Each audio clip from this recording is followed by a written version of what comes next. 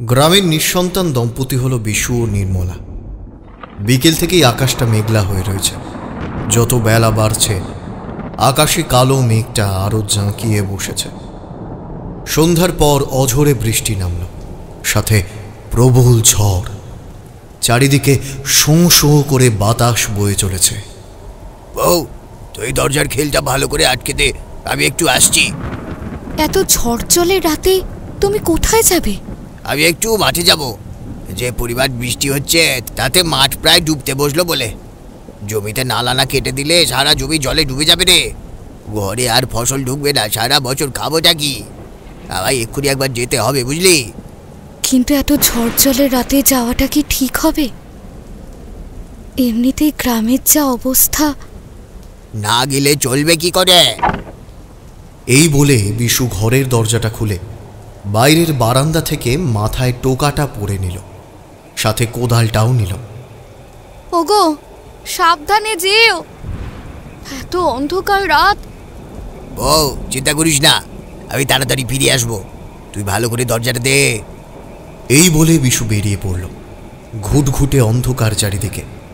ডোবা থেকে ব্যাঙের কোলাহল ভেসে আসছে। ঝড়ের দাপটে গাছগুলো যেন মাটি ছুঁই ছুঁই। বিশু তার মাঠের দিকে হেঁটে চলেছে। মাঠের পাশে একটা বড় খাল রয়েছে। খালের চারিদিক শুনশান। মাঠে পৌঁছতেই দেখল মাঠে বেশ ভালোই জল জমেছে। ধান গাছগুলো এখনো জলকে উপেক্ষা করে মাথা চাড়া দিয়ে দাঁড়িয়ে রয়েছে। ঠিকই ধরেছিলাম, তাও ভালো, ধান গাছগুলো এখনো জলের তলায় যায়নি। আসতে আরো দেরি হলে সব নষ্ট হয়ে যেত। সারাটা বছর আমাদের চলতো কি করে? এই বলে বিশু ধানের জমিতে নালা কাটা শুরু করল। সে কোদাল চালাতে আরম্ভ করল, কিন্তু সে কোদাল চালাতে চালাতে খেয়াল করল আরও একটি পায়ের শব্দ জলের মধ্যে হচ্ছে। সে খেয়াল করল যতবার সে কোদাল চালাচ্ছে ততবারই এই পায়ের শব্দ যেন ধীরে ধীরে তার দিকে এগিয়ে আসছে। তবে সে ভালোভাবে খেয়াল করে দেখল এই পায়ের শব্দ কোনো দুই পায়ের শব্দ না, এ কোনো চার পেয়ে জন্তুর শব্দ। সে খুবই ভয় পেয়ে গেল। একটা চেনা ভয় তাকে গ্রাস করে নিল। তবে কি এখানে এসেছে? আজ বোধহয় আমার আর বাড়ি ফেরা হবে না। সে কোদালটা ফেলে আশপাশটা ভালো করে দেখল, কিন্তু কোথাও কিচ্ছু নেই। হঠাৎ সে পাশের একটা ঝোপ থেকে গোঙানির শব্দ পেল, কোনো একটা জন্তুর গোঙানির শব্দ। সে ঠিক করলো সে দ্রুত বাড়ির দিকে ফিরে যাবে। এমন সময় পাশের ঝোপ থেকে এক লাফে বেরিয়ে এলো একটা লম্বা কালো মিশমিশে কুকুর। সে ধীরে ধীরে বিশুর দিকে এগিয়ে আসতে শুরু করলো। কি ভয়ানক তার চেহারা! সাধারণ কুকুরের থেকে অনেকটাই লম্বা তার চেহারার আকৃতি। চোয়াল থেকে হিংস্র দাঁতগুলো বেরিয়ে আছে। চোখগুলো যেন রক্ত বর্ণ ধারণ করেছে। এই অন্ধকারের রাতে যেন শুধুমাত্র তার হিংস্র দুটো দাঁত এবং চোখটাই দেখা যাচ্ছে। ভয়ে বিশুর সারা শরীরে হিমস্রোত বইছে, যেন হৃৎপিণ্ডের গতি বন্ধ হবার জোগাড়। সে আস্তে আস্তে পিছু হটতে শুরু করল।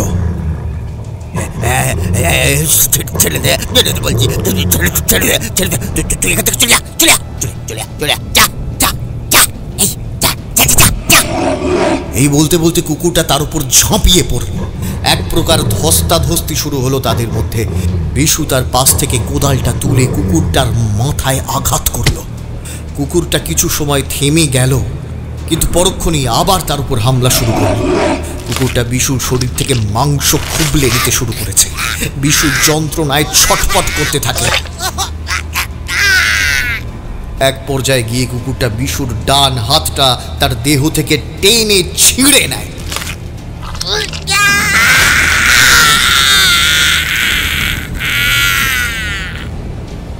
বিশুর শরীর থেকে অঝরে রক্তপাত হতে শুরু করে। কিছুক্ষণ রক্তপাত হওয়ার পরে বিশু সেখানেই মারা যায়। কুকুরটা বিশুর ডান হাতটা মুখে করে গ্রামের দিকে দৌড়তে শুরু করে। সে দৌড়তে দৌড়তে এসে বিশুর বাড়ির দরজার পাশে বিশুর শরীর থেকে ছিঁড়ে আনা সেই হাতটা ফেলে রেখে জঙ্গলের দিকে দৌড়ে চলে যায়। বেশ রাত হয়েছে। বৃষ্টিটাও থেমেছে। বেশ তো রাত হলো, বৃষ্টিটাও থেমে গেছে, কিন্তু উনি তো এখনো আসছেন না। কি হলো কে জানে। হ্যাঁ, আমি বরং একটু এগিয়ে গিয়েই দেখে আসি, তাই করি। এই বলে বিশুর বউ নির্মলা তার ঘর থেকে হ্যারিকেনটা নিয়ে দরজাটা খুলল বিশুকে খুঁজতে যাওয়ার উদ্দেশ্যে। সে দরজা খুলতেই ভয়ঙ্করভাবে চিৎকার করে উঠল। ভয়ে তার হাত পা কাঁপছে।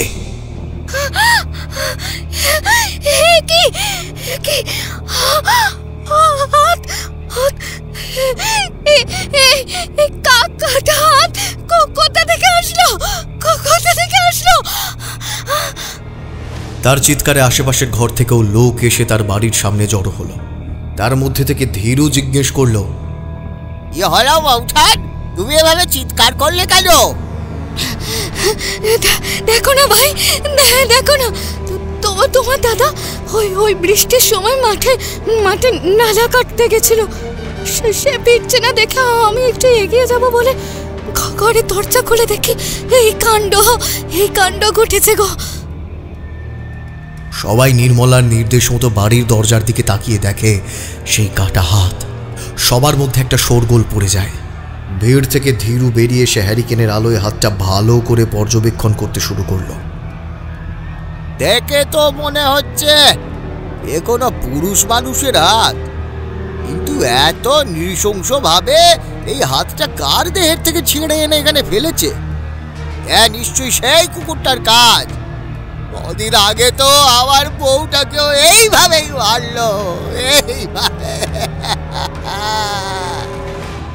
নির্মলা ধীরুর কথা শুনে হ্যারিকেনের আলোতে হাতটা ভালো করে লক্ষ্য করে বুঝতে পারল এ হাত আর অন্য কারোর নয়, বিশুরই হাত। সে বুঝতে পেরে ভয়ার্ত হয়ে কান্নায় ভেঙে পড়ল।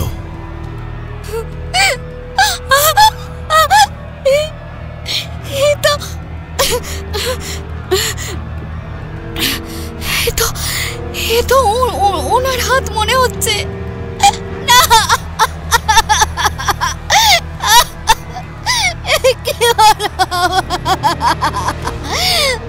কি সর্বনাশ হয়ে গেল গো। পই করে তখন বারণ করেছিলাম, এত ঝড় জলের রাতে মাঠে যেও না গো, মাঠে যেও না, এই গ্রামের অবস্থা ভালো না। শুনলো না। উঠান, তুমি বিশু দাদাকে কেন যেতে দিলে? আমি বারণ করেছিলাম গো, আমি বারণ করেছিলাম, কিন্তু উনি শোনেননি আমার কথা। ও ভাই তোমরা একটু এগিয়ে গিয়ে দেখবে গো, একটু এগিয়ে গিয়ে দেখবে। ঘরে তো কোনো ছেলে পুলেও নেই যে আমি তাদেরকে পাঠাবো। ভগবান তো আমায় সে ভাগ্যও দেয়নি গো। তুমি চিন্তা করো না বৌঠান, আমরা এগিয়ে গিয়ে দেখছি। এই বলে গ্রামের কয়েকজন মিলে মাঠে বিশুকে খুঁজতে গেল। মাঠে গিয়েই তারা বিশুকে নৃশংসভাবে খুবলে খাওয়া অবস্থায় পেল। তারপর তারা বিশুর মৃতদেহ নিয়ে বাড়ি এসে পৌঁছল। বিশুর মৃতদেহের ওপর তার স্ত্রী নির্মলা ঝাঁপিয়ে পড়ে কাঁদতে শুরু করল। ততক্ষণে গ্রামের প্রধান নিবারণ মুকুজ্জে বিশুর উঠোনে এসে পৌঁছেছেন।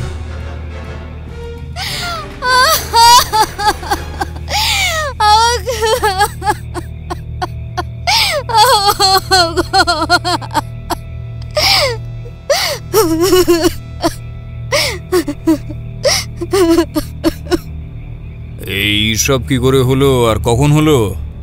নিবারণদা, বৃষ্টির সময় বিশুদা মাঠে নালা কাটতে গেছিল, এমন সময় ঘটনাটা ঘটেছে। আমরা বউটালের চিৎকারে বাইরে এসে দেখি দরজার সামনে বিশুদার একটা কাটা হাত পড়ে রয়েছে। তারপর মাঠে গিয়ে বিশুদার এই মৃতদেহটা আমরা পাই। এ নিশ্চয়ই ওই কুকুরেরই কাজ। এভাবে চলতে থাকলে তো আমাদের গ্রাম একেবারে শেষ হয়ে যাবে, উজাড় হয়ে যাবে গো। আমাদের আর কারো উপায় নেই, অন্য গ্রামে চলে যেতে হবে এই ভিটে মাটি ছেড়ে। গ্রামের আরো কয়েকজন বলল,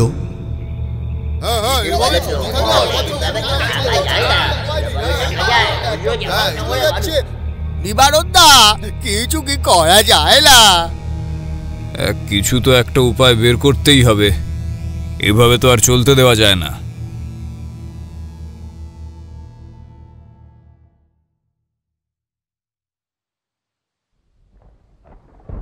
মটলেনের মুখে গরম গরম তেলে ভাজা নিতে নিতে কিশোরীর সঙ্গে দেখা হয়ে গেল।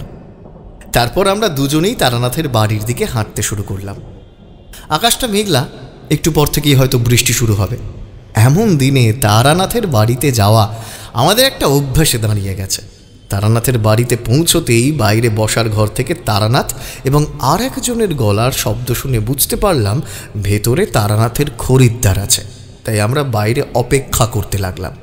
কিছুক্ষণ পর বাইরের বসার ঘর থেকে একটা মধ্যবয়স্ক লোক মুখটা গম্ভীর করে বেরিয়ে গেল। লোকটি বেরিয়ে যেতেই আমি এবং কিশোরী বসার ঘরে ঢুকলাম। আমাদেরকে দেখেই তারানাথ বলল, আরে এসো এসো, ভেতরে এসো। তোমাদের তো অনেকদিন দেখাই পাওয়া যায়নি এদিকে। আমাকে তো প্রায় ভুলতেই বসেছো। হ্যাঁ, আসলে প্রায় অনেক দিন হয়ে গেল তারানাথের বাড়িতে আমাদের আসা হয়নি। পুজোর ছুটিতে গ্রামের বাড়িতে যাওয়া, এদিক ওদিক ঘুরতে বেরোনো, তারপর নানান কর্মব্যস্ততা, তাই আর এদিকে আসা হয়নি। তার জন্যই তারানাথের এমন মন্তব্য। আরে না না ঠাকুরমশাই, আপনাকে ভুলবো কেন? আসলে পুজোর ছুটিতে বাড়িতে যাওয়া, আর তাছাড়াও নানান কর্মব্যস্ততার জন্য এদিকে আর আসা হয়নি। কিন্তু আজ তো আমরা দুজনেই এসেছি। সে তো আমি দেখতেই পাচ্ছি তোমরা এসেছো। আচ্ছা, তোমরা কি আর এমনি এসেছো বলো? তোমরা এসেছো গল্প শুনতে। আসলে কি বলো তো কিশোরী, এই পৃথিবীতে স্বার্থ ছাড়া কিছুই হয় না। এই যেমন তোমরা আমার জন্যে তেলে ভাজা, পাসিং শোয়ের প্যাকেট গল্পের খোরাকি হিসেবে এনে দাও, আমিও তেমনি তোমাদের গল্প শোনাই। এটাও তো এক প্রকার স্বার্থের বিনিময় কার্য সাধন, কি বলো? তারানাথের কথা শুনে আমাদের বুঝতে বাকি থাকলো না তারানাথের মেজাজটা আজ একটু বিগড়ে রয়েছে। ততক্ষণে মেয়ে চারি এসে 3 পেয়ালা চা আর গরম গরম তেলে ভাজা দিয়ে গেল। আমি তারানাথের দিকে 1 পেয়ালা চা এগিয়ে দিয়ে বললাম, আচ্ছা ঠাকুরমশাই, তখন ঘর থেকে যে লোকটা বেরিয়ে গেলেন, ওনার মুখটা বেশ গম্ভীর হয়েছিল, কোনো কিছু হয়েছে? হ্যাঁ, তা হয়েছে বটে। লোকটির অন্যায় আবদার আমি মেনে নিইনি, তাই সে নিরাশ হয়ে ঘর থেকে বেরিয়ে গেছে। অন্যায় আবদার? কেমন শুনি? বুঝলে তো কিশোরী, আরে দিন দিন যেন আমাদের মধ্যে হিংস্রতা বেড়েই চলেছে। তিনি এসেছিলেন তার দাদার উন্নতিতে বেড়ে ওঠা সম্পত্তির হিংসার জন্য তার দাদার ক্ষতি সাধনের উপায় জানতে, এবং তিনি আমাকে তার বদলে অনেকগুলো টাকাও দিতে চেয়েছিলেন। কিন্তু তোমরা তো জানো, মধুসুন্দরী দেবীর আশীর্বাদে আমার কোনোদিনও ভাত কাপড়ের অভাব হবে না, আর আমি কখনোই লোভের বশবর্তী হয়ে ভুল পথ অবলম্বন করব না। লোভ বড় বাজে জিনিস। একবার কাউকে চেপে ধরলে তার থেকে মুক্তি পাওয়া বড় মুশকিল। তা ঠিক বলেছেন ঠাকুরমশাই। তবে আজকে কি কোনো গল্প হবে না? আমি কিন্তু কোনো গল্প বলি না, যা বলি সবটাই সত্য ঘটনা। এবার তোমরা বিশ্বাস করবে কিনা সেটা তোমাদের ব্যাপার। তারানাথের কথা শুনে এটা ভালো মতোই বোঝা গেল তাকে আর ঘাঁটানোটা উচিত হবে না। হ্যাঁ, না না ঠাকুরমশাই, বিশ্বাস করবো না কেন, আপনি বলুন। তারানাথ পাসিং শোয়ের প্যাকেট থেকে একটা সিগারেট ধরিয়ে একটা তৃপ্তির ধোঁয়া ছেড়ে বলতে শুরু করলো, তোমরা তো বেশ কয়েকদিন এদিকে আসোনি, তাই তোমরা জানো না। গত সপ্তাহে মঙ্গলবার একজন মহাশয়কে তার বাস্তুদোষের সমাধান জানিয়ে সবেমাত্র সে ঘর থেকে বেরিয়েছি, এমন সময় এই 45 কি 50 হবে এমন বয়সের এক ভদ্রলোক হন্তদন্ত হয়ে বসার ঘরে ঢুকে এলো। আমি বসার ঘর ছেড়ে ভেতর ঘরের দিকে যাওয়ার জন্যে চেয়ার ছেড়ে উঠেছি। লোকটি ঘরে ঢুকেই আমার পায়ের কাছে এসে পড়ল। আমি তাকে পায়ের কাছ থেকে তুলে বললাম, আপনি কে? কোথা থেকে আপনি এসেছেন? আরে বাবা, কি হয়েছে আপনার? কিসের বিপদ? ঠাকুরমশাই, আমি নিবারণ মুখুজ্জে। আমি অনেক দূর থেকে এসেছি। আমি আসছি সেই সারাফুল গ্রাম থেকে। আমি সারাফুল গ্রামের প্রধান নিবারণ মুখুজ্জে। আমি আপনার কথা আমার এক বন্ধুর কাছ থেকে জেনেছি। তার কাছ থেকে জেনেই আমি এই বাড়ির ঠিকানা নিয়ে এসেছি।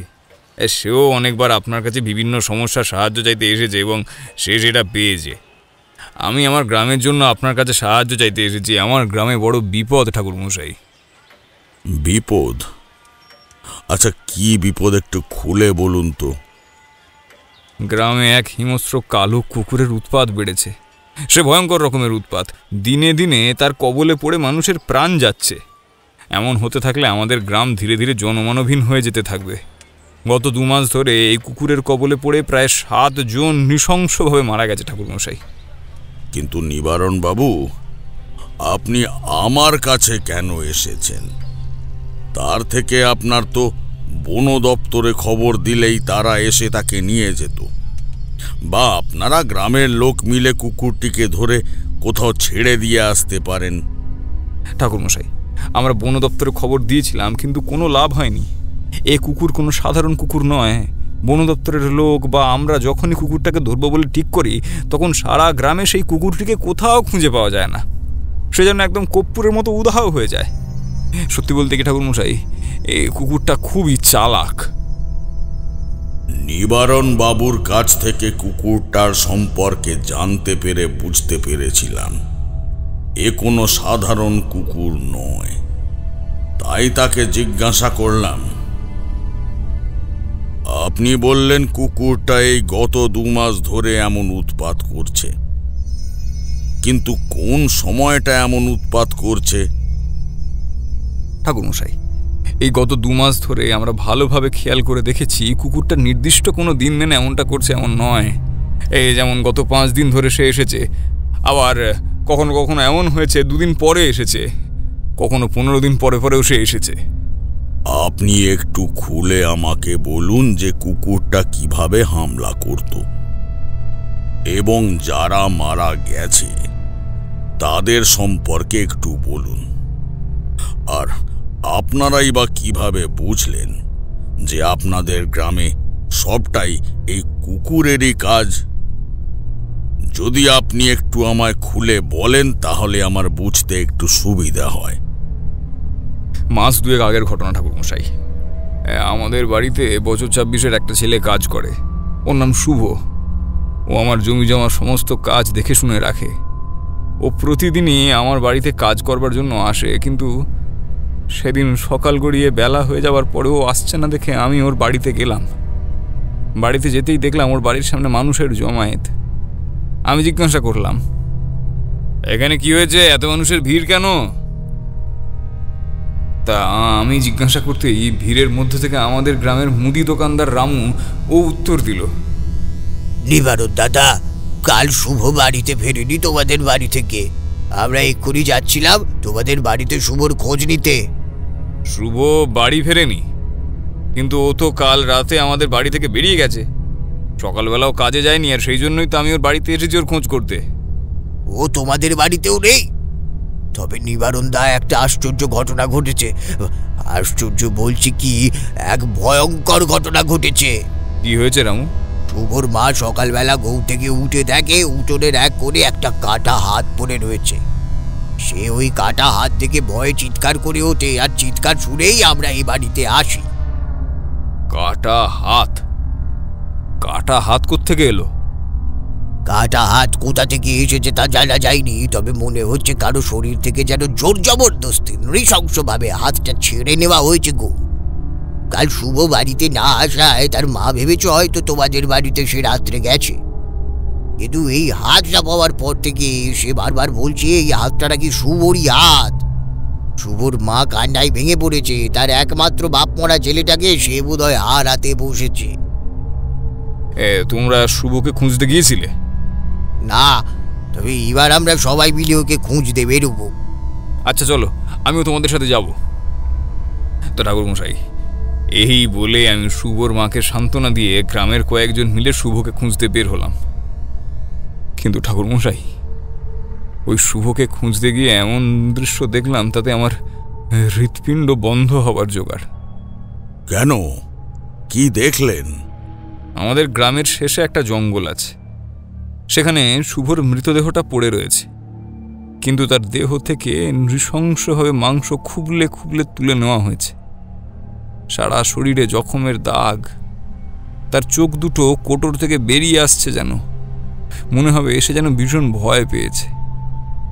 আর তার মায়ের সন্দেহটাই ঠিক, ওই হাত শুভরই ছিল, কারণ শুভর মৃতদেহে ডান হাতটা ছিল না। তার মৃতদেহের দিকে তাকানো যাচ্ছিল না ঠাকুরমশাই। কোনো মানুষ যে কোনো মানুষকে এইভাবে মারতে পারে তা সম্ভব নয়। এবং আমরাও তখন কুকুর সম্পর্কে নিশ্চিত ছিলাম না। নিশ্চিত কি ঠাকুরমশাই, আমরা তখনও কুকুর সম্পর্কে জেনেই উঠিনি। এবং তারপরে শুভর সৎকার করা হলো। শুভ অত্যন্ত শান্ত ছেলে ছিল, তার সাথে গ্রামের মানুষের কোনো শত্রুতা ছিল না কোনো কালে।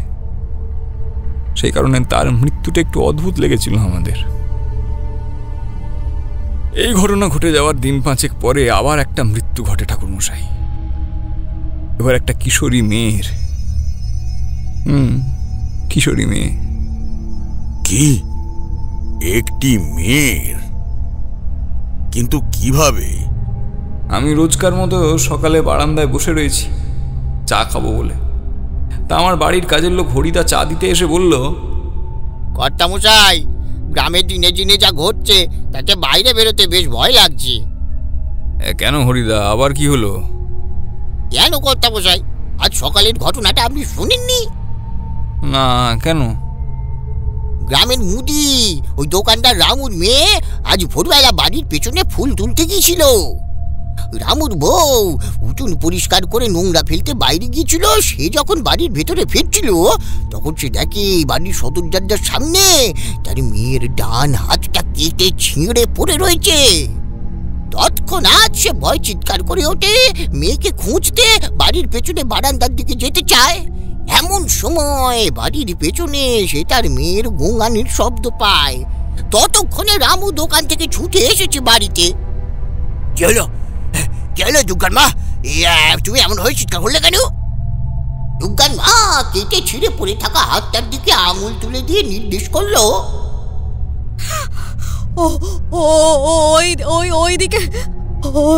ওইদিকে দেখো গো, দেখো ওইদিকে।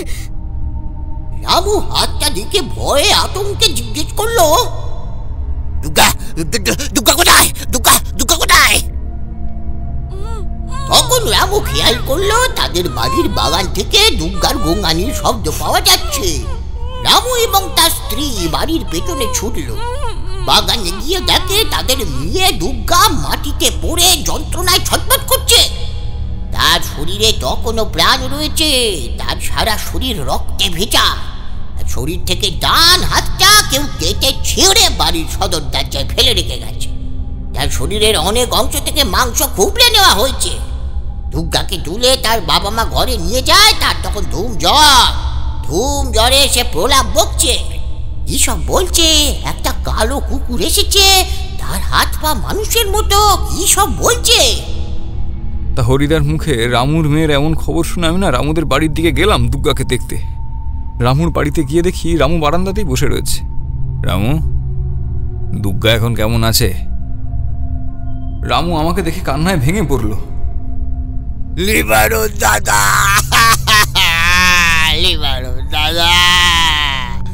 এ আমার কি হয়ে গেল গো, মেয়েটার কি অবস্থা? মেয়েটা জ্বরের ঘরে কি সব বকছে গো, কি সব বকছে। আমি সবটাই শুনেছি, তুমি চিন্তা করো না, ও ঠিক হয়ে যাবে। আমি একটু দুর্গার কাছে যেতে পারি?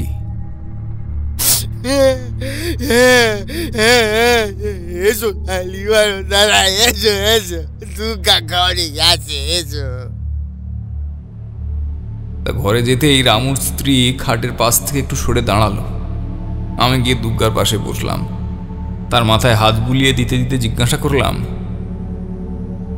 আচ্ছা দুর্গা মা, তোমার সাথে কি হয়েছিল বাগানে ফুল তুলতে যাওয়ার পরে? দুর্গা খুব কষ্ট করে যন্ত্রণায় কাতরাতে কাতরাতে বলল,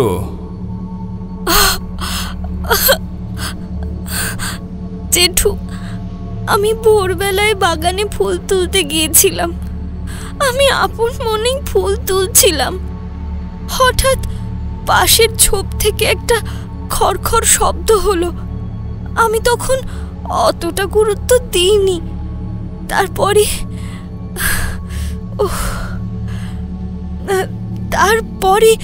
ঝোপ থেকে হঠাৎ একটা কুকুর লাফিয়ে আমার সামনে এসে পড়ল। কি অদ্ভুত দেখতে সেই কুকুরটা! পুরো কালো, অনেকটা বড়, স্বাভাবিকের তুলনায় অনেকটা বড় সেই কুকুরটা। তার চোখ দুটো লাল, যেন সেখান থেকে আগুন ঝরছে। হঠাৎ কুকুরটা কর্কশ স্বরে ডাকতে থাকলো আর আমার দিকে ধীরে ধীরে এগিয়ে আসতে শুরু করলো। আমি পেছোতে শুরু করলাম। তারপর একটা পাথরে পা লেগে পড়ে গেলাম। কুকুরটা আমার গায়ের ওপর ঝাঁপিয়ে পড়লো। জানো জেঠু, কেউ আমার কথা বিশ্বাসই করছে না। আমি দেখেছি কুকুরটার হাত পা আমাদের মতো, ঠিক মানুষের মতো। কুকুরটা আমার সারা শরীর থেকে মাংস কামড়ে তুলে নিচ্ছিল। তারপর আমার ডান হাতটা টেনে ছিঁড়ে ফেললো আমার দেহ থেকে। তারপর আমি আর কিছু জানি না। এই বলে দুর্গা আর কিছুই বলতে পারলো না। আস্তে আস্তে ঘুমিয়ে পড়ল। আমিও রামুকে সান্ত্বনা দিয়ে বাড়িতে ফিরে আসলাম। 3 দিন পরে রামুর মেয়ে দুর্গা মারা গেল। রামুর মেয়ে এবং শুভ একইভাবে মারা গেছে। গ্রামের লোক তখন নিশ্চিত হলো যে এটা নিঘাত ওই কুকুরটারই কাজ। সারা গ্রামে ওই কুকুরের ভয়ে ছড়িয়ে পড়ল। এরপর মাসখানেক কেটে গেল। গ্রামে আর এমন কোনো ঘটনা ঘটেনি। সেদিন আমার বাড়িতে একটা সত্যনারায়ণ পুজোর আয়োজন করা হয়েছিল। গ্রামের অমন দুর্ঘটনার প্রেক্ষিতে সেই সত্যনারায়ণের পুজোর আয়োজন আমরা করেছিলাম। আমার ভাই বিমল পুজোয় বসবে বলে দুপুরবেলা পুকুরে স্নান করতে গিয়েছিল। বেশ খানিকটা সময় পার হওয়ার পরেও সে বাড়ি ফিরছিল না। তা বাড়ির সবাই খুবই চিন্তা করছিল এবং বারবার আমার বাড়ির সবাই ওই কুকুরটাকে নিয়ে চিন্তা করছিল, ভয় পাচ্ছিল। তা হঠাৎ দেখি আমাদের গ্রামের ছোট্ট ছেলে শিবু, ও দৌড়তে দৌড়তে আমাদের বাড়িতে এলো। আমি তাকে জিজ্ঞাসা করলাম, এই শিবু, কি হয়েছে? তুই এভাবে দৌড়চ্ছিস কেন? তা শিবু হাঁপাতে হাঁপাতে বলল, ও জেঠু, তুমি শিগগিরই পুকুর পাড়ে চলো। ওরে বাবারে, ওই বিমল কাকুকে সেই কুকুরে কামড়েছে। তাড়াতাড়ি চলো, বিমল কাকুর শরীর থেকে অনেক রক্ত বেরোচ্ছে। শিবুর থেকে এসব শুনে আমি এবং আমার বাড়ির লোকজন সবাই পুকুর পাড়ে ছুটলাম। পুকুর পাড়ে গিয়ে যা দৃশ্য দেখলাম ঠাকুরমশাই, তা চোখে সহ্য করা যায় না। বিমল পুকুর পাড়ে পড়ে রয়েছে সেই একইভাবে। তার শরীর থেকেও মাংস খুবলে খুবলে খেয়ে নেওয়া হয়েছে। বিমলের শরীরে তখনও প্রাণ ছিল ঠাকুরমশাই। ভাই আমার যন্ত্রণায় কাতরাচ্ছে। তার শরীর থেকে ডান হাতটা ছিঁড়ে নেওয়া হয়েছে। তার পাশেই পড়ে রয়েছে তার ছিন্ন ভিন্ন সেই হাত। বিমলের মাথাটা আমি আমার কোলে নিয়ে বসলাম। আমার ভাই বারবার একটা কথাই বলে যাচ্ছিল, ঠাকুরমশাই, দাদা, এ কুকুর সাধারণ কুকুর নয়, অদ্ভুত নিকষ কালো কুকুর। এ হাত পা মানুষের মতো। ছাড়বে না আমাদের গ্রামকে, ছাড়বে না আমাদের, কিছুতেই না। সেই কথাটা বলে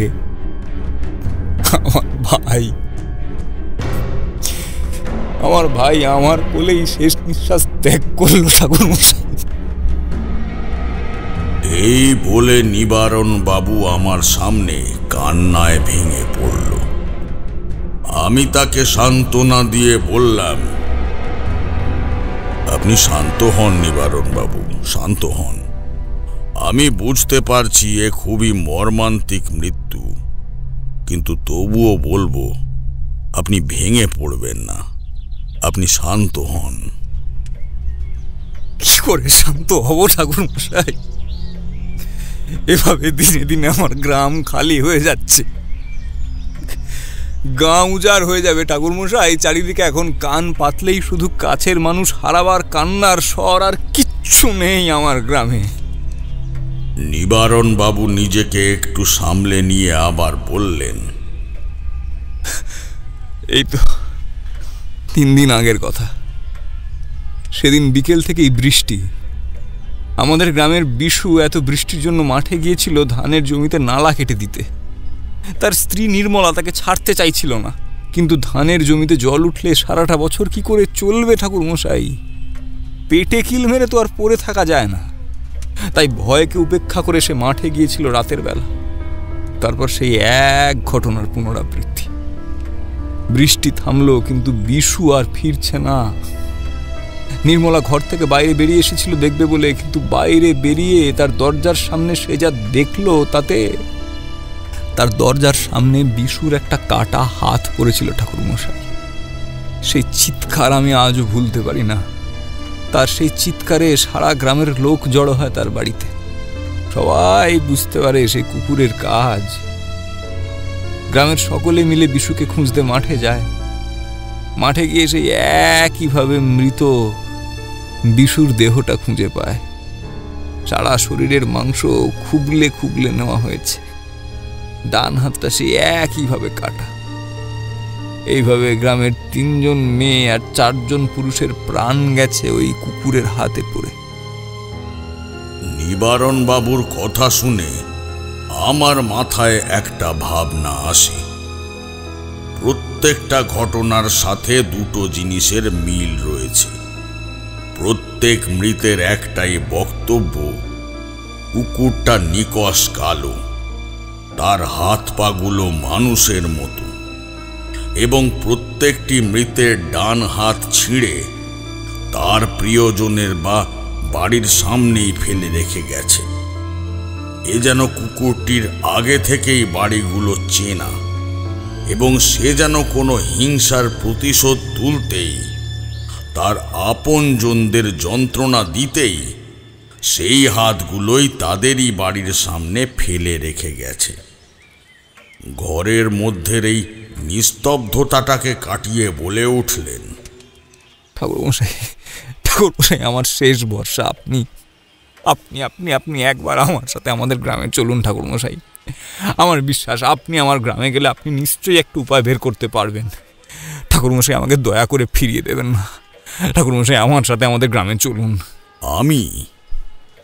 কি বলছেন ঠাকুরমশাই? আপনি আপনি ঠাকুরমশাই, দয়া করে আমাকে না করবেন না। আমিও নিবারণ বাবুর কথা শুনে আর না করতে পারলাম না।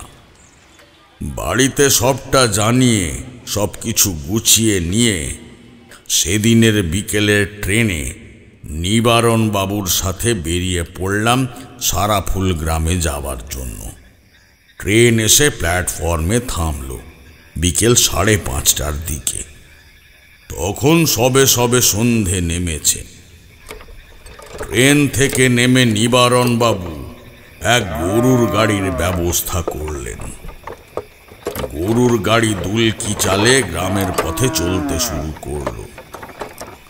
নিবারণ বাবু গরুর গাড়ির চালককে বারবার তাড়া দিতে থাকলেন। রাত বাড়ছে, এতে বিপদ বাড়বে, তাই তাড়াতাড়ি গাড়ি চালাতে। আমি তাকে শান্ত করতে বললাম, এত তাড়া দিতে হবে না, যাক না ধীরে ধীরে। না না ঠাকুরমশাই, না, কখন কি বিপদ ঘটে যায় বলা যায় না। এই কুকুর রাতের বেলায় বেশি আক্রমণ করে। আমাদের কথা শুনে গরুর গাড়ির চালক বললেন, নিবারণ দাদা, উনি কে? ছকু, উনি হলেন তারানাথ ঠাকুরমশাই। জ্যোতির্বিনোদ তারানাথ তান্ত্রিক। অনেক দূর থেকে এসেছেন ভাই, আমাদের গ্রামের সমস্যা উনি সমাধান করে দেবেন। ও ঠাকুর মশাই, আমার প্রণাম নেবেন। গ্রামের যে অবস্থা, রাত্রে বেরোনো মুশকিল।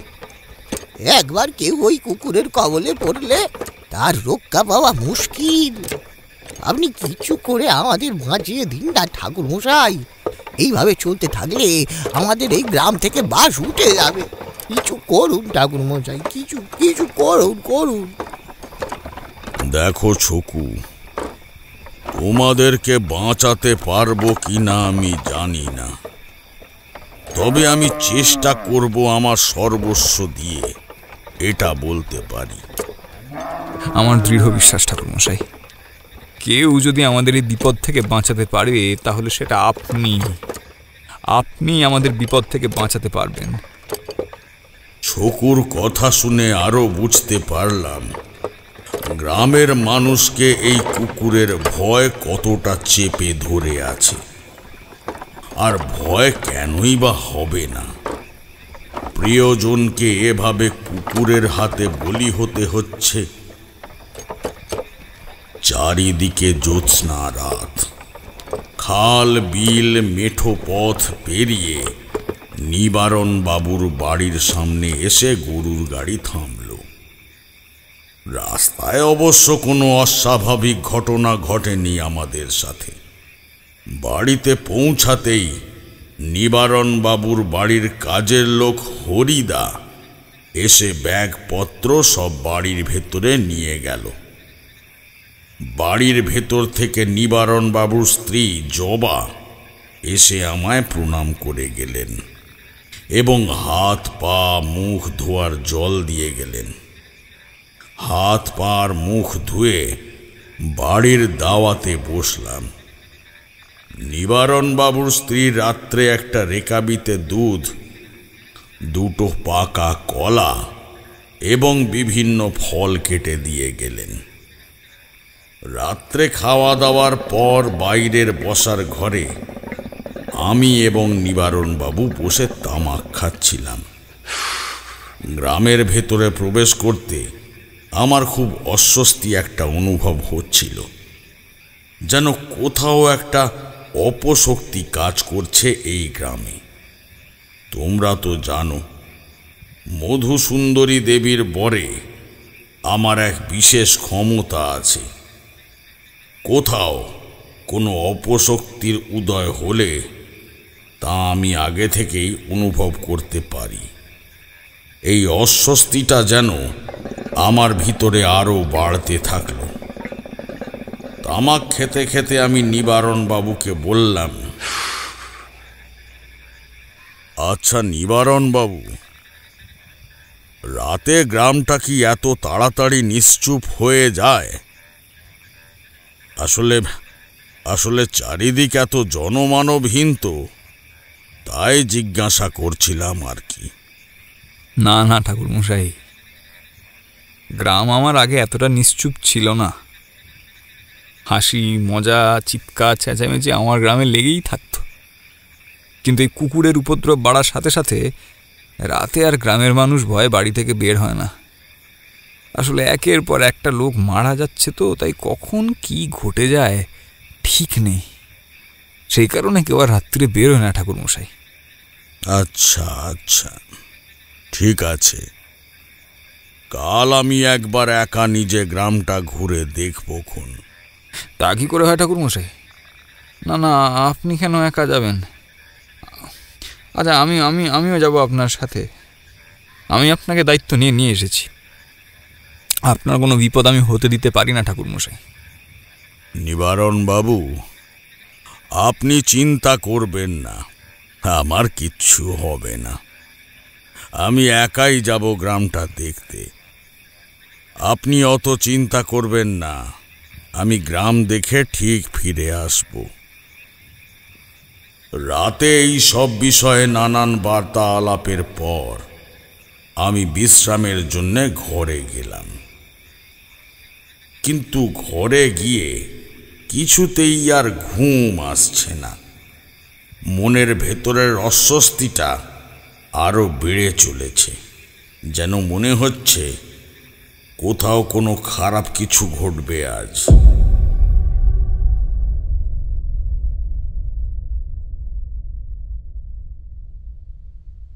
পরদিন সকালে কিছু মানুষের শোরগোলে আমার ঘুম ভেঙে গেল। ঘুম থেকে উঠে দেখি বেশ বেলা হয়েছে। এমনিতে আমি ভোরবেলাতেই উঠি, তবে আজ ঘুমটা একটু দেরিতে ভাঙল। হয়তো কাল অনেক রাতে ঘুম এসেছিল তাই, আবার অচেনা জায়গা। আমি বাইরে বেরিয়ে দেখি নিবারণ বাবুর উঠোনে গ্রামের মানুষের বেশ জমায়েত। তাদের মুখে বিষণ্ণতার ছায়া। আমি সেখানে গিয়ে দাঁড়ালাম, সেখানে কি হয়েছে সেটা জানার জন্য। গ্রামের মানুষের ভিড়ের মধ্য থেকে 1 বছর 40 কি 42-এর একটি লোক কাঁদতে কাঁদতে নিবারণ বাবুকে বললেন, ও নিবারণ দাদা গো, সর্বনাশ হয়ে গেছে গো, সর্বনাশ হয়ে গেছে। গ্রামে কি শুরু হলো বলো তো? এভাবে চলতে থাকলে তো আর গ্রামে কেউ বেঁচে থাকবে না গো। তুমি শিগগিরই ছকুর বাড়িতে চলো।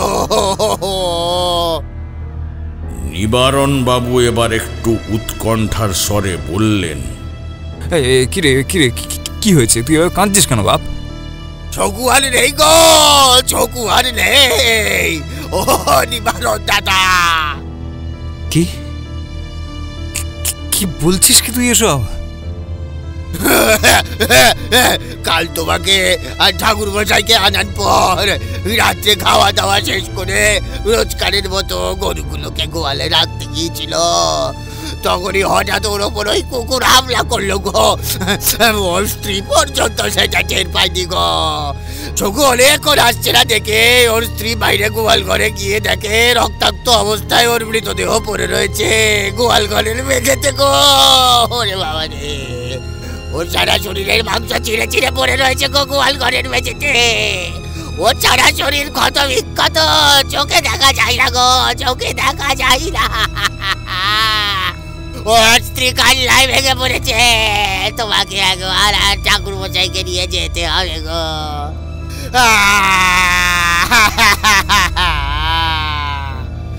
আমরা তোমাকে জ্বালাতে ছুটে এসেছি, তুমি ঠাকুর মশাইকে নিয়ে তাড়াতাড়ি ছকুর বাড়িতে চলো গো।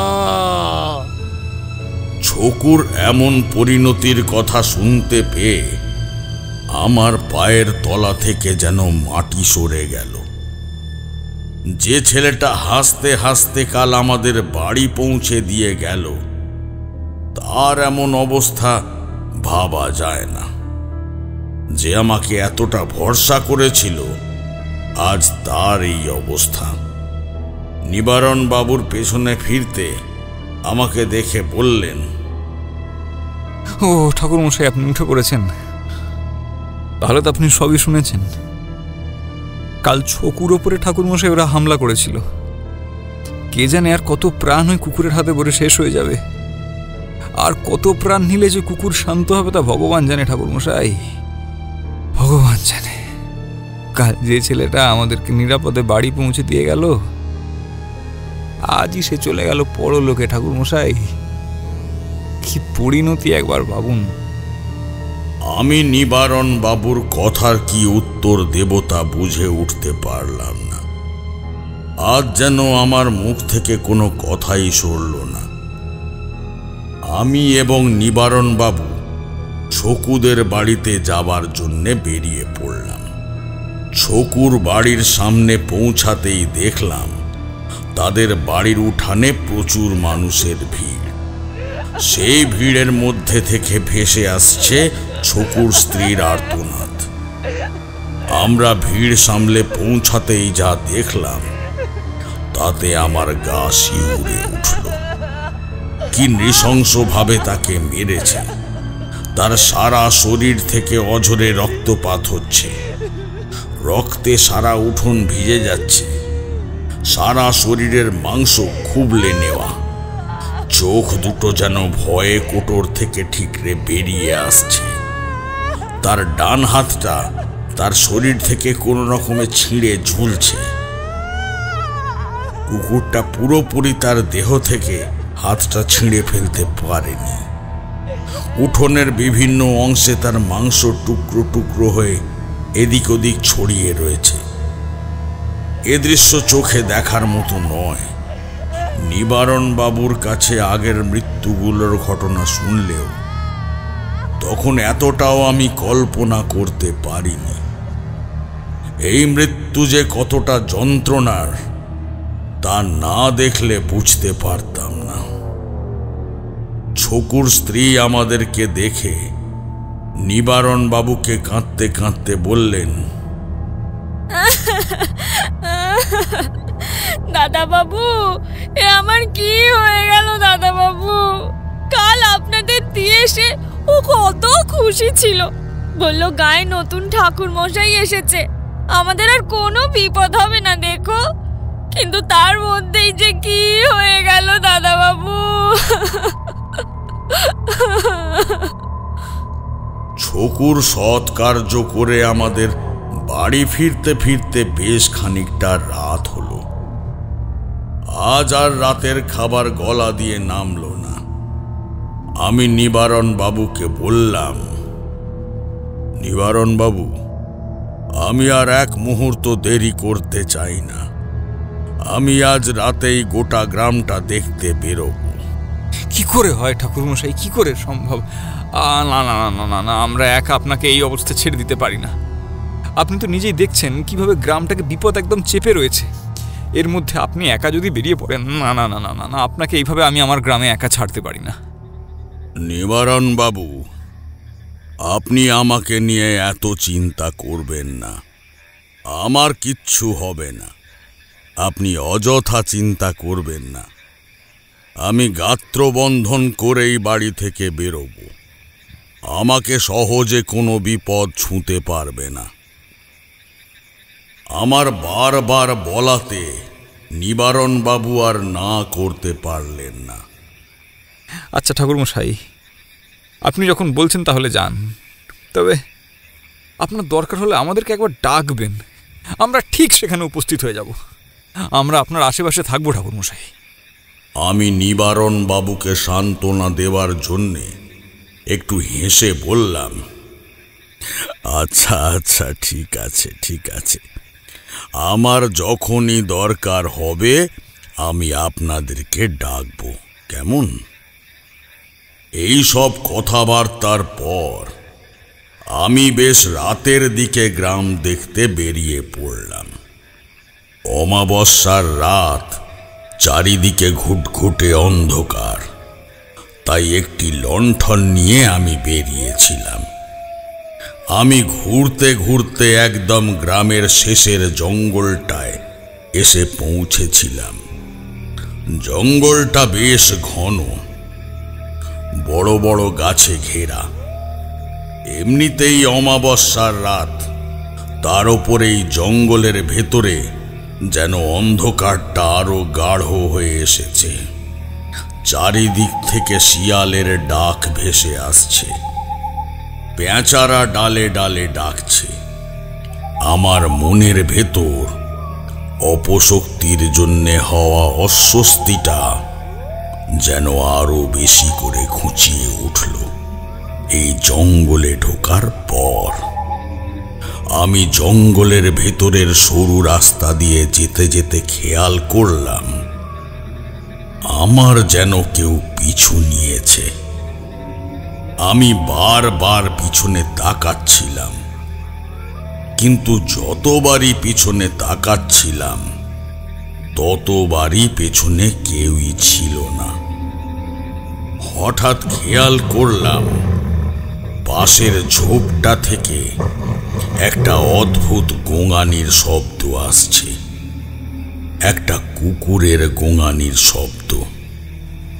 আমি বুঝতে পেরেছিলাম এই সেই কুকুর। আমি ওখানেই দাঁড়ালাম। আমি পেছন ফিরতেই দেখলাম কুকুরটা ঝোপ থেকে বেরিয়ে আমার দিকে এক দৃষ্টিতে তাকিয়ে রয়েছে আর অদ্ভুত কর্কশ স্বরে ডাকছে মাঝে মাঝেই। পুরো নিকষ কালো অন্ধকার তার গায়ের রং। এই জঙ্গলের অন্ধকারে সে যেন একদম মিশে গেছে। তবু দেখা যাচ্ছে তার রক্তবর্ণ দুটি চোখ, তা থেকে যেন আগুন বেরিয়ে আসছে। সে এক পা করে আমার দিকে এগিয়ে আসছে। তৎক্ষণাৎ একটা অবাক বিষয় ঘটল সেখানে। কি ঘটেছিল ঠাকুরমশাই? সেখানে কি গ্রামের লোকজন উপস্থিত হয়ে গিয়েছিল? হ্যাঁ, গ্রামের লোক উপস্থিত হয়েছিল পরে। তবে আমি দেখলাম কুকুরটি মানুষের মতো কথা বলছে। কুকুর কথা বলছে? এটা কি করে সম্ভব? সব সম্ভব কিশোরী, সব সম্ভব। তুমি শোনো পুরোটা, তাহলে তুমি বুঝতে পারবে। কুকুরটা আমার দিকে তাকিয়ে রাগী স্বরে বলতে থাকলো, তুই এখানে কেন এসেছিস গ্রামে? তুই গ্রাম থেকে চলে যা, কেউ বাঁচাতে পারবে না এই গ্রামবাসীদের। আমি এক এক করে সবাইকে মেরে ফেলবো। তুই এই গ্রাম থেকে চলে যা, নাহলে তোকে মরতে হবে। এই বলে কুকুরটা আমার উপর এক লাফে ঝাঁপিয়ে পড়ল। আমার উপর ঝাঁপিয়ে পড়তেই আমি খেয়াল করলাম তার পাগুলো সত্যি মানুষের মতো। ততক্ষণে ও আমার শরীরের বেশ কিছু অংশে কামড় বসিয়ে দিয়েছে। সেখান থেকে রক্তপাত হচ্ছে। হঠাৎই পাশ থেকে গ্রামবাসীরা দৌড়ে ছুটে আসতে শুরু করলো। গ্রামবাসীদের পায়ের শব্দ পেয়ে কুকুরটি জঙ্গলের মধ্যে মিলিয়ে গেল। আমাকে ওরা এই অবস্থায় দেখে বেশ ভয় পেয়ে গিয়েছিল। ঠাকুরমশাই, ঠাকুরমশাই, দেখেছেন তো, এই কারণে আমি একা আপনাকে আসতে বারণ করেছিলাম। কখন কি বিপদ হয় কে জানে ঠাকুরমশাই। আমি আর নিবারণ বাবুকে কোনো উত্তরই দিতে পারলাম না। গ্রামবাসীরা কয়েকজন মিলে আমাকে ধরে বাড়িতে নিয়ে গেল। তারপর আমার প্রাথমিক চিকিৎসা হলো। আসলে কি জানো তো কিশোরী, আমি একবার বাড়ি থেকে পালিয়ে এককালে শ্মশানে ছিলাম বেশ কয়েকদিন। সেখানে এক তান্ত্রিকের শিষ্য হয়ে আমি কাজ করতাম। তখন আমার বয়স অনেক কম ছিল। প্রথমে আমি বুঝতে পারিনি তিনি কোনো শুভ শক্তির সাধক নন, তিনি অশুভ শক্তির আরাধনা করতেন।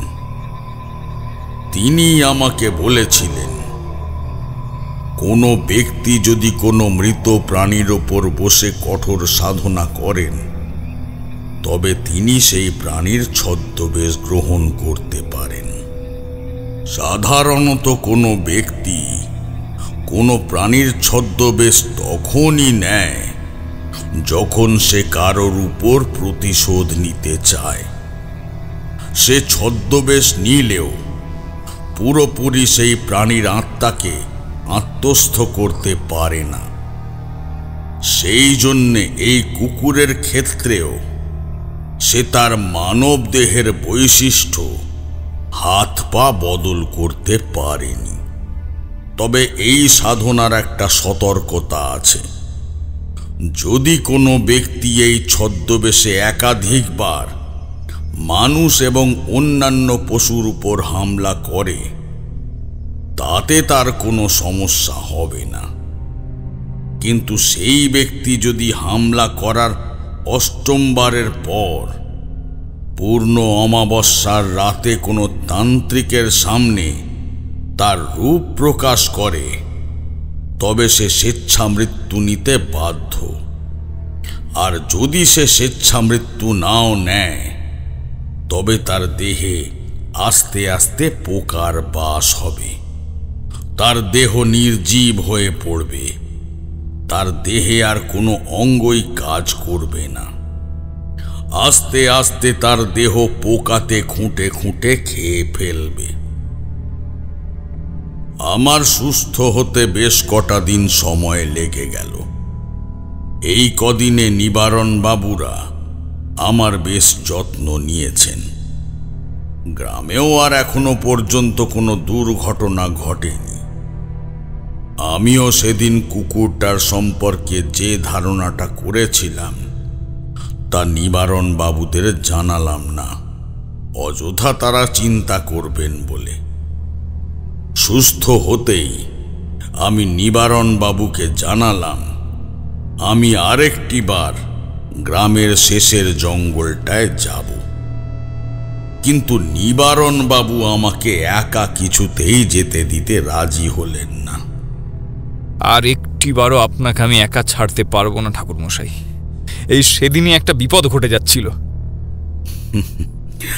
আসলে নিবারণ বাবু, সেদিন আমারই ভুল ছিল। কুকুরটা যে এতটা শক্তিশালী সেটা আমি বুঝতে পারিনি, তাই তেমন ভাবে আমি গাত্রবন্ধন করে যাইনি। তবে আজ আমি কিন্তু শক্ত করেই গাত্রবন্ধন করে যাব। বুঝলে কিশোরী, শত্রুপক্ষকে কখনোই দুর্বল ভাবা উচিত নয়। যদি তুমি দুর্বল ভাবো তাহলে তুমি পস্তাবেই, যেমনটা আমার সেদিন হয়েছিল। তাই বলেই আমাকে কুকুরের কবলে পড়তে হয়েছিল। আমি যদি আগে থেকে সাবধান হতাম তাহলে এমন কোনো ঘটনা ঘটতো না। অবশেষে নিবারণ বাবু আমাকে ছাড়তে রাজি হলেন। তবে তিনি বললেন, ঠাকুরমশাই, আপনি একা যেতে চেয়েছেন, আপনি যান, কিন্তু আমরা আপনার পিছু পিছু যাব। আড়ালে থাকবো, কোনো অসুবিধা হবে না আপনার, কিন্তু আমরা আপনার পিছু পিছু যাব। অগত্যা নিবারণ বাবুর কথা আমাকে মেনে নিতে হলো। এছাড়া আর কোনো উপায় যখন নেই। আচ্ছা নিবারণ বাবু, তাই হবে। আপনারা আমার পিছনে পিছনে যাবেন, তবে আমি যতক্ষণ না পর্যন্ত আপনাদেরকে সামনে আসতে বলবো ততক্ষণ আপনারা আসবেন না। আমরা সামনের পূর্ণ অমাবস্যার দিনেই বেরোবো। আচ্ছা ঠাকুরমশাই, আপনি যা বলবেন তাই হবে। আমরা আপনার কথা ছাড়া বাইরে বেরিয়ে আসবো না। এরপর পূর্ণ অমাবস্যার দিনে আমি এবং গ্রামবাসীরা বেরিয়ে পড়ি গ্রামের শেষের জঙ্গলের উদ্দেশ্যে।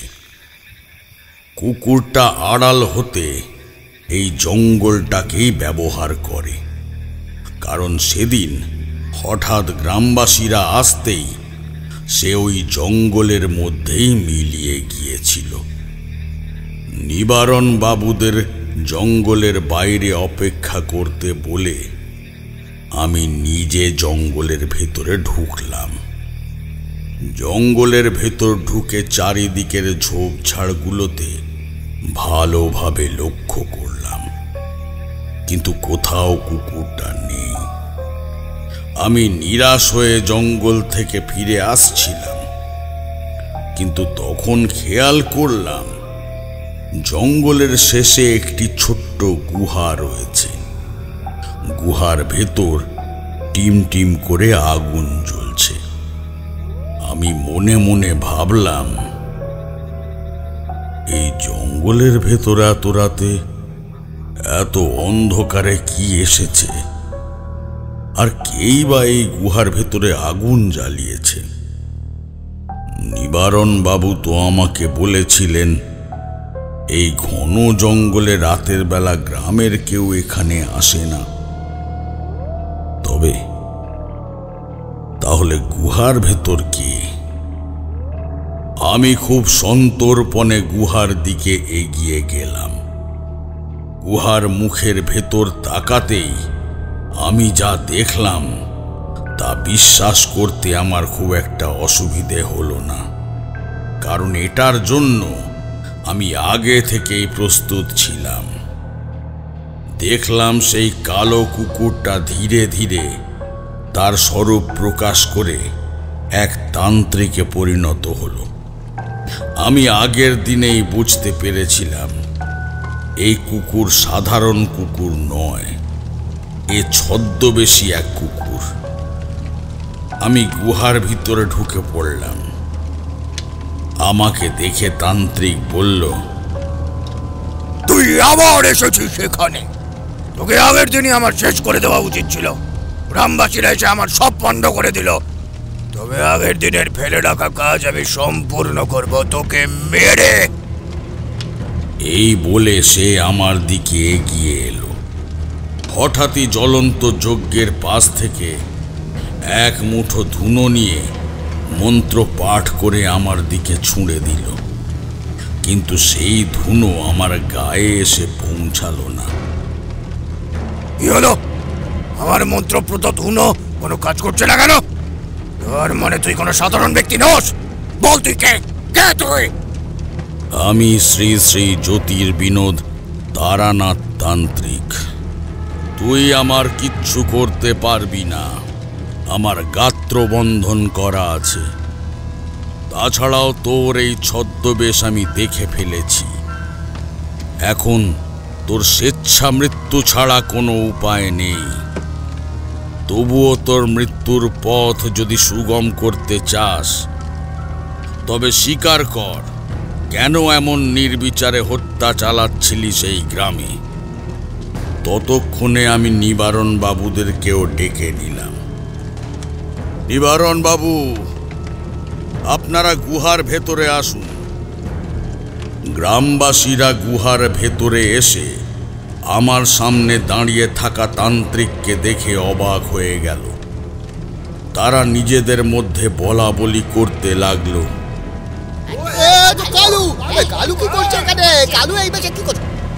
তোমরা কি এনাকে চেনো?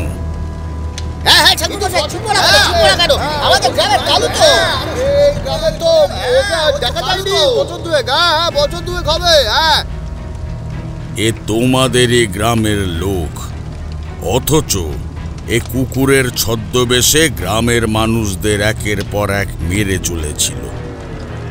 আমার মুখ থেকে গ্রামবাসীরা এ কথা শুনে তান্ত্রিকের ওপর চড়াও হয়। আমি তখন গ্রামবাসীদের বলি, তোমরা থামো, ওকে আর মেরো না। ও এমনিতেই একটু পর মারা যাবে স্বেচ্ছা মৃত্যুতে।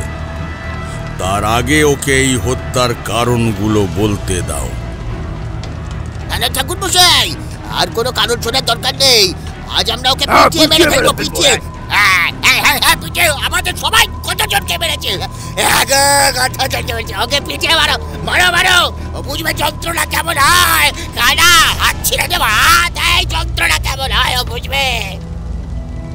অবশেষে গ্রামবাসীরা আমার কথায় একটু শান্ত হয়।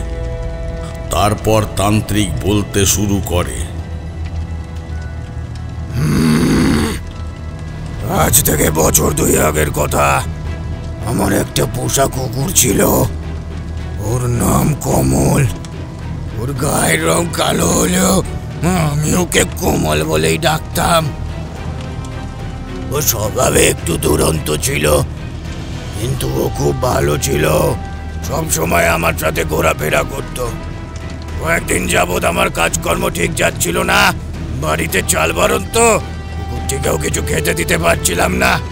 কুকুরটা খিদের জ্বালায় 2 দিন ধরে লোকের বাড়িতে ঘুরে ঘুরে তাদের রান্নাঘরে গিয়ে খাবারে মুখ দিচ্ছিল আর চুপি চুপি খেয়ে নিচ্ছিল।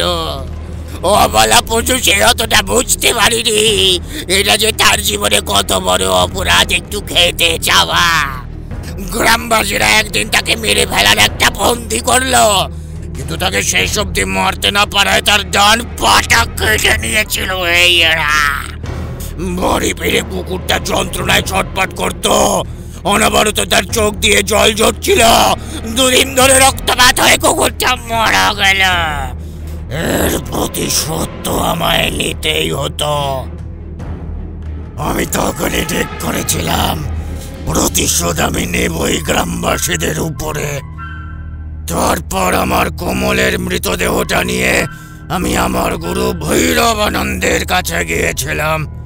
তিনি আমাকে এই শিক্ষা দিয়েছিলেন, আমি কমলের দেহে প্রবেশ করে কমলের ছদ্মবেশ নেই, তারপর গ্রামের মানুষের উপর এক এক করে হামলা শুরু করে। আমি গ্রামের মানুষকে উপযুক্ত শাস্তি দিয়েছি, তার জন্যই আমি যার উপর হামলা করেছি তার ঠিক ডান হাতটাই কেটে তার দেহ থেকে ছিন্ন করে দিয়েছি। এতে আমার কমলের আত্মা অনেকটাই শান্তি পেয়েছে। গ্রামবাসীরা সত্যি তোমার কোমলের সাথে অন্যায় করেছে, কিন্তু অন্যায়ের শাস্তি প্রতিশোধ কখনোই হতে পারে না। আমি বুঝতে পারছি তোমার দুঃখ, তোমার রাগ। ঠাকুর মশাই, এখন আমি দুঃখ রাগের ঊর্ধ্বে, এখন আমার মুক্তির সময়। এরপরে তান্ত্রিক স্বেচ্ছা মৃত্যু বরণ করল। গ্রামবাসীরা আমাকে বলল, ঠাকুর মশাই, আমরা আমাদের ভুলটা বুঝতে পেরেছি। আপনি না আসলে গ্রাম কোনোদিনই অভিশাপ মুক্ত হতো না। হ্যাঁ ঠাকুর মশাই, আপনি বাঁচালেন ঠাকুর মশাই। আমরা ভুলটা বুঝতে পেরেছি, আমরা বুঝতে পেরেছি। প্রতিবারের মতো তারানাথের মুখে এমন সব ঘটনা শুনে আমরা একটা আলাদা জগতে ঢুকে পড়ি। গল্পের শেষে আমাদের বলার মতো আর কোনো ভাষা থাকে না।